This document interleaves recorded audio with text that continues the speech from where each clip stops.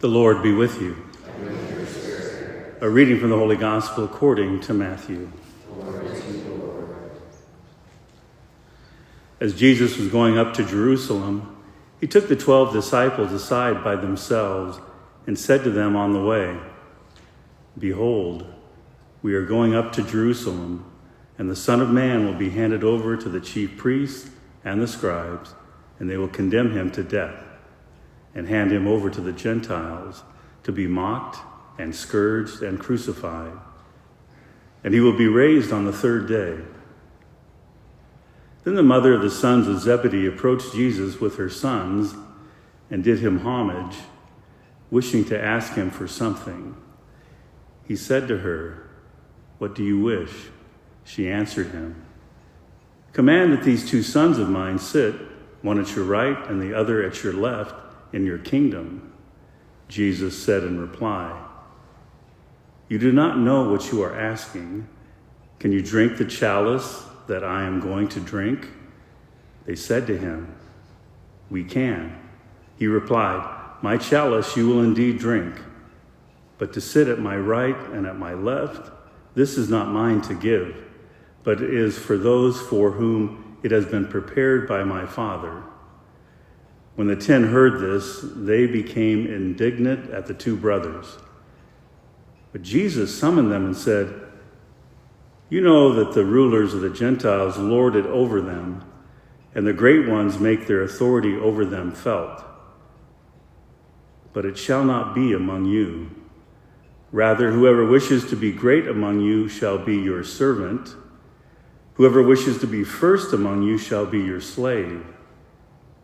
Just so, the Son of Man did not come to be served, but to serve, and to give his life as a ransom for many." The Gospel of the Lord. Praise to you, Lord Jesus Christ.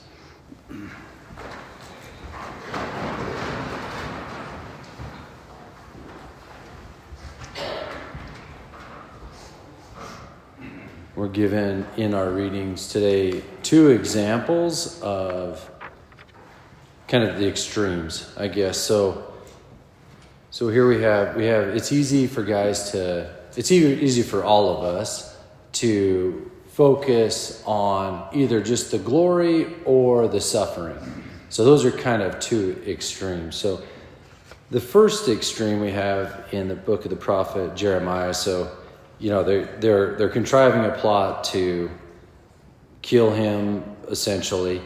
And so he says, "Heed me, O Lord, and listen to what my adversaries say. Must good be repaid for evil, that they should dig a pit for my life? Remember that I stood before you to speak in their behalf, to turn away your wrath from them." So and Jeremiah's kind of lamenting, he's kind of despairing. He sees they're going to throw him into a pit, and that's all he's focused on is the cross, I guess. There's, he's not focused on the cross, but the suffering that we, equate with the cross. So, okay, you got that. He's just focused on the suffering, and there's kind of despair. The opposite extreme, in a sense, kind of just embellishing a bit, but highlighting that is with the sons of Zebedee. They're kind of maybe focused on the glory, right? That our Lord says, whether they got this from there or not, that he will be raised on the third day. But this kind of, hey, there's glory here. Command that these 2 sons of mine sit one at your right and one at your left. They're just focused on the glory, maybe not the cross, the suffering that it takes to get there. So kind of 2 extremes, I'll just say. Jesus always splits the middle. He always harmonizes both. So what you see today as he starts to talk about his passion, he says that, "Behold, we're going up to Jerusalem. The Son of Man will be handed over. He'll be condemned to death, to be mocked, scourged, and crucified, and will be raised on the third day." So he's got them both. And if you look at he's got both the crucifixion and the resurrection always side by side. He never looks at one without the other. If you read all the accounts of our Lord talking about his crucifixion, they always mention his resurrection.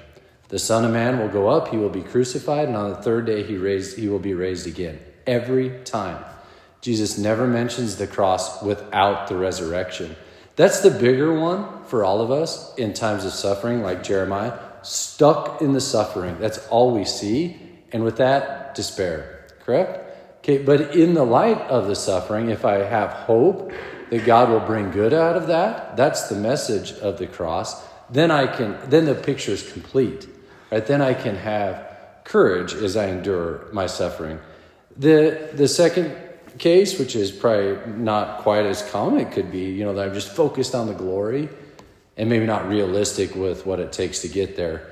So our Lord draws that out and says, okay, that's a good desire. I don't totally want to quench it, but can you drink the chalice I'm going to drink? Can you be baptized with the baptism that I'm going to be baptized? Can you take your cross? It's not just about glory. The Son of Man came to serve and not be served. So there's just a harmony, a virtue, if you will, that our Lord strikes that is good for us to remember. Because we find ourselves in both camps, and the idea for really not getting too extreme is to bring them together. So the cross and the resurrection, Jesus never speaks of one without the other. So we can learn a lot from him in that mindset, then we can properly handle the struggles in life with the hope of eternal glory to come.